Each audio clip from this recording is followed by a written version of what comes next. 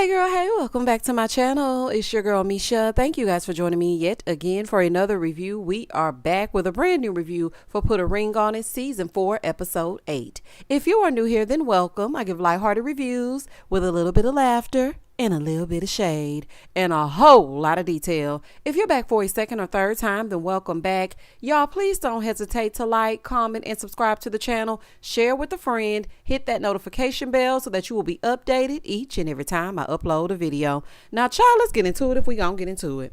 When the episode first opens up, we are still here with Dr. Stacy, and she's talking to the couples, trying to figure out if they want to go on other dates or how their dates went. Joya is telling her about the date that she had with Mr. Flamingo, while Jasha is putting on a show, and he's trying to act unbothered, but he's very bothered. And Dr. Stacy ain't making it no better. So Joya is telling her about the date, and she's like, yeah, and he loves flamingos like me, and he ordered the same drink. Here go Dr. Stacy. What? Girl, he did what? I'm like, Dr. Stacy, you need to take a page out of Dr. Ponytail's book. You just sit there, smile, and nod, honey. You ain't supposed to get into it as you get into it. I said, she is a mess. But anyway, she was telling him about that. Joya gave Luther a second date. Joya love a good second date, don't she? And she is loving Jasha reacting to her giving Lil Luther a second date. So Jasha in the confessional, he admits that he does feel uncomfortable with her going on this second date. So Jasha and Ricky will be going on new dates. Jasmine will be going on a new date. Zay will be going on a second date. And Joya will be going on a second date. In the next scene, at Zay and Jasmine's house, she's getting ready for her date. Her date is Josie. I didn't get his age because he was a little bit off-putting in the beginning, but he got a little bit better. He feels like he's going to offer Jasmine a different perspective. So he comes in, right? And he wanted a hug from Jasmine. She was like, no, I'm good. No hugs. No, I can't. I was like, what? So in the confessional, she said, yeah, I just want to prove to Zay that I can respect our boundaries. Ma'am, he legit said, well, you don't got to be petty and do tit for tat. It's good that you are respecting the boundaries that y'all put in place, but a hug is innocent. It's innocent. You hug people on the street. Give me 6 feet at this time. But, I just felt like it wasn't anything that was disrespectful. Plus, he was there. It's not like you weren't in his presence. So, I don't know. Maybe that's just me. Moving forward. So, when they get to the ice skating rink, which I thought was such a cute date. But, baby, please don't take me to no ice skating rink, honey, because I have 2 left feet and I've been to cut my leg all up with the bottom of the skates. Child, we'll be in the emergency room. But anyway, they get to the ice skating rink and she was talking to him and she said, the reason why I didn't give you a hug is because we settled on no physical touch. So he said, well, what if you fall down? She said, well, you better help me up. That's totally different. Jasmine was like, look, if I fall down, I'm going to need you to pick me up. We fall down, but we get up. Honey, you better give Donnie McClurkin. Don't just stand there looking. So as they're skating, she finds out that he was engaged. She was like, well, why didn't it work? He said, yeah, I was just learning myself. So did you cheat or did she cheat? Or what's going on? Because when I hear, I just decided not to get engaged because I was learning myself. You ain't know yourself before you proposed. But I think it's better that you didn't take her through a marriage and then some foolery happened. So if you need to get yourself together and find yourself, then by all means. He said that people get in relationships without really knowing themselves. And I do agree with that. Is you get into this relationship because you want to be happy. You want to have a mate. You want to have someone to share things with. But you don't really know what makes you happy. So when you get in this relationship expecting for the other person to make you happy, that's not going to work because your happiness should come from within. So even if they gone, honey, even if they deuces, if they disappear, you should still be okay. So I understood that. So they have a little conversation about what isn't working in Jasmine's relationship. And she's telling him that Zay is the one that brought up marriage. The venue, the shoes, the clothes, the tux, everything. But then all of a sudden he backed off from it. And she's like, what are you even doing? And she was also telling him that that's the most submissive that she's ever been in a relationship. She said, before, I would, be the Brooklyn girl. I would have a smart mouth. I would say what I need to say. I was getting into it as I got into it. I didn't care exactly what they had to say because I was going to do me. And Josie was like, well, the only reason why that would be a problem is if somebody is intimidated by you and they don't know themselves. She feels like that's little boys that get upset when you're a woman that speaks your mind. And I feel like these two have a real cute vibe together, and they look really cute. Like, they look really nice together, and I love how Jasmine really gives her all on these dates. I was also pleasantly surprised by Josie's conversation, because at first I thought he was going to come in and act a fool, especially when I seen that Coogi sweater. I stayed Coogi down to the socks. I don't know if he got on a Coogi sweater. I'm just playing. But when he came in with that Coogi sweater on and them braids to the back, I was like, it's finna be a fool. But see, I judged a book by its sweater. So he actually had very good conversation. And you know what I've noticed about Jasmine's dates? They give her very intentional dates, with the exception of that first one, honey, because he was a fool from way back. But the last 2 dates that Jasmine has gone on, they have been very intentional, and they look so good together. Like when they were off on the side talking at the skating rink, I said, oh, okay. Okay, well, that's cute. Okay, I like it. In the next scene, Joya is meeting Luther for her second date. Baby, he dressed up, she dressed up. I said, oh, okay. Jasha is on the other side of town, and he's going out with Soraya. So they sit down. He's asking, her age, if she has any children, where she's from. And they start having a little small talk. What's your name? What's your sign? As soon as you buy that wine, he just creep up from behind. All of that. Shout out to Biggie Smalls. Over on the other side with Luther and Jasha, he came bearing gifts. So, baby, he pulls out this big pink square or rectangle, honey. It was shaped like something. And she's like, oh my God, what's this? He said, well, your favorite color is what? Turquoise. Okay. And you like flamingos, and you're from New York. I said, baby, you better listen and take notes. He is taking some intel. He knew the favorite color, where she's from, what she likes. He is listening. Okay. He's listening to her. What was rubbing me the wrong way, though, is she was taking too long to open up. I can't stand when a person take a long time to open up a gift, baby. Tear the paper off. You ain't going to keep the paper. So, she was taking the paper off ever so. And she opened it up, and he painted her a flamingo with a New York twist. Of course, she's from New York, so the flamingo was shaped like the New York symbol. And I just thought that was so cute. It was actually a very nice painting. But all right, now, last time on a season when somebody took a gift home, it was a mess. Y'all remember when Shorty took that bracelet home and Kenneth threw that thing over the balcony? Baby, we don't want to repeat. Over at Jasha's date, he was trying to get to know her, and she was trying to get to know him. And the whole time he was thinking about Joya. I'm like, oh, Lord. Joya, on the other hand, is over there asking Luther to see his chest. She was like, can I see your chest tattoo? Like, just open it up. Let me get a little peek. Joya is always pushing the envelope on these dates. Now, see, if Jasha did the same thing, she would have a full-on fit. Every time she sit down with a man, she ready to get into it. And he was happy. Okay. He obliged her and showed us what he was working with and whatnot. He was good looking. But at the same time, I don't feel like that was appropriate. Even though, they did say that they didn't have any boundaries. It's all about what you do. And in the confessional, he said he was happy that she asked him that, because it let him know that she was physically attracted to him as well. Back over with Jasha, he's still getting to know Soraya. And he's letting her know that, him and Joya are going through what they're going through. And she's telling him that she doesn't want more kids, but if her husband wants some, then she would have some. And he said that he likes to get up and travel. She says she can get up and travel because she's a real estate agent and she has job flexibility. I said, oh, okay, they definitely a match.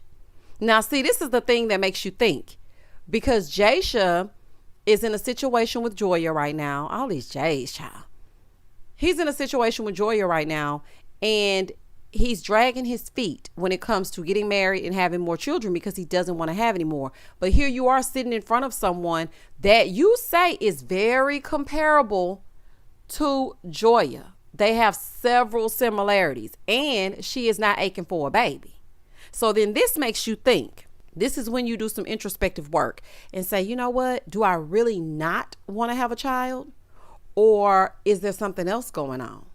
Because I have someone right here who's checking off all the boxes. And then I have my woman who I'm leaving hanging that really wants to have these things with me.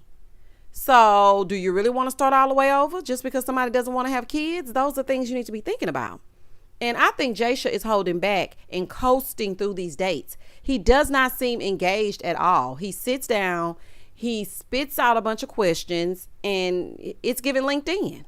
Moving forward. Over on the other side, Joya is really feeling Luther, honey. She don't want the date to end. Are Jaisha and Joya having sex? Because sis be ready on these dates. Okay, that's all she think about. And normally it's the man, but on these dates, it's Joya that's asking these questions. So, Charlie, y'all getting it popping or what? I know you climbing on top of big fine Jaisha. I know you are. I don't see Joya and Luther lasting or being anything, but they do have chemistry and they have a lot in common. I just think this is a producer plant. Do you like all of these things? She likes all of these things. Let's get these two people together. I don't see them being in a relationship. It's not giving the zhuzh that should be given for me. In the next scene, Zay goes on a second date with Kenyatta. Hey, girl. So they're going boxing. Honey, anything to not have to interact with her. That Zay is a trip. He said their date is giving him something to think about. Okay, so that date is giving you something to think about, yet Jasmine won't even give an innocent hug to greet her date because you said that you didn't want no physical touch. Okay. So Kenyatta and Zay, they sit down. They start talking about his growth and him learning to communicate. They also start talking about their boundaries. And she was like, well, do you think a hug is too far? I mean, because you hug strangers. He said, well, I mean, it's just something that we said we weren't going to do. We weren't going to, get physical. She said, okay, so can I hug you? He said, I can give you an air hug. Sir, oh my gosh. I guess it's spreading love, not germs, child. Moving forward. In the next scene, Mr. Grab Hands Marcus, honey, Marcus and Catherine go on another date. At this point, y'all a couple. Y'all have went on 22 dates. Y'all are a couple. So they start talking about the week and how things were going. And Catherine says, there's a lot of things that she needs to work on. So she tells him that they had a misunderstanding and then all the gloves were off. And she doesn't really know how to fight fair. So whenever they get into it, she really goes for the jugular. So then Marcus says that Catherine needs to run for the hills. Now, this is him in his confessional. He's like, yeah, Catherine needs to run for the hills and get with me so she can be with the man that she needs. Sir, even if it ain't Ricky, it shouldn't be you. This love bombing is a red flag to me. I don't trust nothing about it. Marcus gives me the heebie-jeebies. Now, I don't know if it's just me, but it's an absolute hell no for me. He seems to just say all the things that he thinks that she wants or needs to hear. He's taking everything that she's saying and applying it to whatever it is that he says to her. It's giving narcissist, honey, and you ain't fooling me. So she's telling him that Ricky feels like she needs to give him a chance to miss her. So here he go. I want to do everything with my girl. I feel like I want to be with my girl all the time. See what I'm saying? If Catherine told him, I haven't eaten since Tuesday because Ricky won't let me eat. Oh, baby, I'll feed you Monday, Tuesday, Wednesday, Thursday, Friday, Saturday, and Sunday. Twice on Sunday. He's just saying whatever he thinks she needs to hear. Girl, don't tell him nothing else. Okay? Don't tell him nothing else and see what kind of conversations y'all have. Another thing also, you say that now, but nobody wants to be with their significant other 24 hours a day. Yes, you want to spend time together, but everybody needs individual time. You need room to breathe. You don't want to be up under each other all day, every day. Child, in the next scene, Kay and Ricky go on a date. She's 40 years old, a very beautiful woman, very well put together. Immediately no. She seems too mature for him, even down to the style of dress.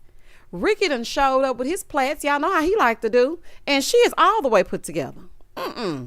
No, he looks 17 sitting next to her. And side note, was it me or did she remind y'all of Tabitha Brown? They look so similar to me. Even her demeanor was very calming and very comforting, just like Tabitha Brown. I was like, oh, okay.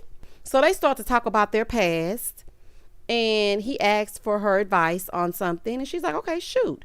So he tells her about the date that he went on with Sheila and how Sheila was trying to feed him food. And he wants to know if it was too much, would she be upset? And she was like, I can see both sides. He tells her he's been married. She's been married before. I feel like it was more of a counseling session than a date. It's giving BetterHelp. I think they placed these two together because he even said that she's not a person he would typically date, but he enjoyed the date nonetheless, or the counseling session. Anywho, side note, that place that they're in, it is so cute. I was like, that is the cutest place ever. Moving forward. In the next scene, Joya and Jaisha, they're both back from their dates, honey, so they get together. So Joya comes walking in the house, skinning and grinning, wearing her little black dress. I said, baby, she love to make this man jealous. So he was looking at her like, I ain't never seen that dress before. Joya, let me find out you went to go buy a dress specifically for this date. So then she does a little show and tell. She's like, you see my rose matches my lipstick. I also got a painting and it's, New York and it's a flamingo and it's a turquoise background and it's pink, because I love that. Jasha, I see you starting to sweat a little bit and you ain't fooling me. I said, okay, I see you. So he tells her about his date and how they had so much in common. She's a realtor. She's this, that, and this, very feminine. And they have a lot of similarities. She's like, well, you see what I came home with. She said, and also he asked me if I were not with you, would he be someone I would date? And I said, yes. Now, why did he need to know that? Why? Certain things you just don't need to repeat. I mean, granted, he will see it when this plays back, but why did you need to tell him that? Like, for what? So she goes, well, where we going to put the picture? Well, honey, if you leave it up to him, it's going to go in the trash. Maybe it's going right in the trash. But that's neither here nor there. That's just a side note. In the next scene, all the couples meet with Dr. Stacy because y'all know it's the end of the episode. And Jasmine goes first. So she's telling them about her date. And she said that her date paid very close attention to her, gave her his undivided attention. And she wants that from Zay. Zay looked like he got the attention span of a gnat. So if you can get his attention, girl, go ahead. Zay feels like he's doing better. He doesn't get on his phone immediately upon waking up, but she just be coming in with all kinds of stuff and he just can't focus because he just got so much on his mind. It's just too much. So Dr. Stacy asked Zay if he could designate a time where he has to pay attention to only Jasmine. No phones, no emails, no nothing. No Instagram, just Jasmine. He said, yeah, I can do that. She said, are you for real? I said, baby, Jasmine love that man. As much as I want Jasmine to move on and find her something, she love that man. Oh, honey. Zay, it's easier said than done. It takes 2 weeks to start doing something differently and 21 days to break a habit. So I'm hoping that you can do it for the sake of your relationship. And I'm pretty sure by now y'all probably already engaged or whatever y'all got going on, honey. No spoilers down in the comments. But yeah, honey, it's a lost cause. She love that man. Moving forward. Oh, Jasmine wants a second date. Zay said no about Kenyatta because he feels like he's learned all there is he needs to learn. Then we talked to Ricky about his Ayanla date to see whether or not she fixed his life. And he feels like she was more of a teacher, but she was a nice lady. As far as Catherine is concerned, she tells Dr. Stacy that she talked to Marcus and he told her when she has disagreements with Ricky, the biggest thing is respect. She said she opened up to him and talked to him about it because she feels like she's the problem. She knows that she needs to work on herself and she's afraid that she's going to end up by herself. Oh, Catherine, that's a very valid fear. I understand. Thinking that you will end up by yourself is a very valid fear. But I don't like that she's putting all of the blame on herself. Ricky has yet to, in any of these episodes, take accountability for his part in what is going wrong in the relationship. It's not all you. And because of her upbringing, I feel like she probably has a fear of abandonment. Now, I don't know that to be true, but that's what it seems like to me. And Ricky, you can at least hug her or something, just sitting there. He always just acts so lost in the sauce for me. And I just really want Catherine to have the best. Catherine, I'm speaking directly to you, honey. I don't know if you ever stop by over here, and that's fine. Just you recognizing that you have work to do is the first step.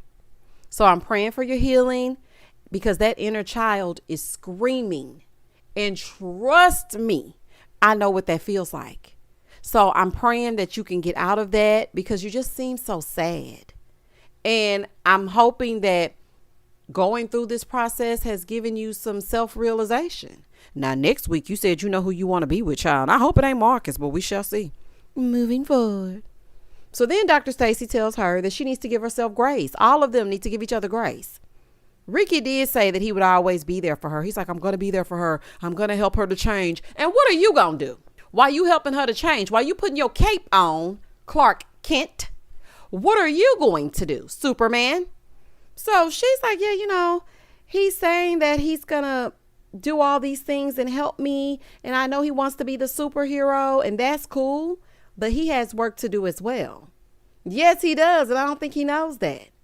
So Catherine says yes to a fourth date with Marcus because she says she needs to figure some things out. So then Dr. Stacy asked Ricky how he felt about that. He's like, yeah, I got things I need to work on too. Y'all just break up. Just go and break up. I feel like Ricky, for whatever reason, resents her. He doesn't like anybody telling him in them plats nothing. And Catherine has a lot she needs to work on. When you figure out who you want to choose, I'm hoping it's yourself. So on to Joya and Jasha. So he starts to tell the group all of the similarities that Joya had to his date, Soraya. And Dr. Stacy was asking if there was any chemistry. He was like, nah, just surface level stuff. I'm not buying it. He wants Joya to pass on a second date, so he's acting uninterested in his date. And you're not fooling me. I need this season's couples to actively participate. They are all so afraid to go on multiple dates, all except Joya and Catherine. Like, I really want y'all to get into it. I think they're afraid to actually date because then that might bring up something. So maybe that's why. So Dr. Stacy asked if she would get a second date. He said no. He doesn't want to rock the boat. He likes what he got going on. He said, look, I like what I got on. I ain't worried about no real estate agent. I like this, what I got going on. I guess I have no choice but to respect it. Okay. So then Joya tells them about Luther and his painting and how he was so detail oriented. And he listened to everything that she said. And the gift was specifically for her because her love language is getting gifts, right? She's like, I just feel like when Jasha takes me on trips and he does big things, I think he thinks those are the gifts that I want, but small things are what really touch my heart. She's like, and when we go on these trips, it's for both of us to enjoy. But Luther gave me a gift that was specifically for me to enjoy, not for anybody else, just for me. So then Jasha was getting very emotional about that because he didn't like the fact that she keeps saying that he never does anything. He's like, I'm doing the best I can do. And I was not expecting for Jasha to evoke such emotion. I know that was hurtful for him to hear, but she didn't say that you never do these things. She didn't say that. She just said the gift that she received was tailored to her. It was not for anyone else to enjoy. It was specifically for her. And listen, Jasha, I'm speaking directly to you, honey. Small things. If she likes Butterfingers, bring her one. Just bring her one home. Go by Publix and bring home one single rose. Bring home a bottle of wine and some chocolate-covered strawberries. Send her an edible arrangement. It can be small things because those are things that matter to her. Now, what matters to you are things that she should be doing. But she didn't say that you never do these things. And that should have been something that Dr. Stacy picked up on. I don't know if she's going to pick up on it in the second half on the next episode, but that was the end of the episode. So y'all comment down below and tell me exactly what y'all thought about this episode. It was a little bit humdrum. It didn't really give much. Okay, it was like a filler. This season is trucking along. We're already on episode 8. And I think they only have 10 or 12 episodes and then the reunion. So we shall see. Y'all comment down below. Please don't hesitate to like, comment, and subscribe to the channel. And as always, stay safe, stay blessed, spread love, not germs. Peace.